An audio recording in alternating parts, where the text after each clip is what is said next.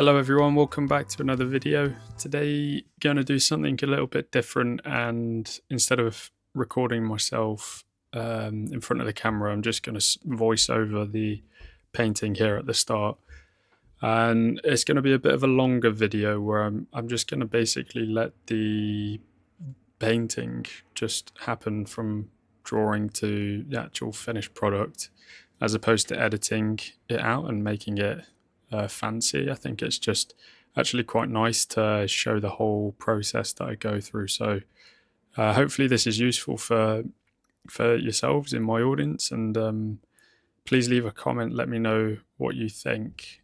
This was quite a nice reference and I did enjoy painting it.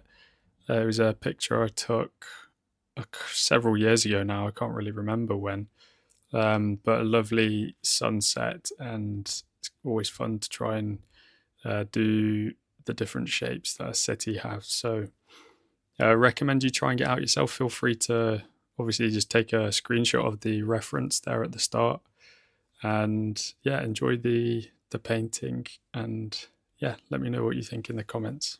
Thanks for watching.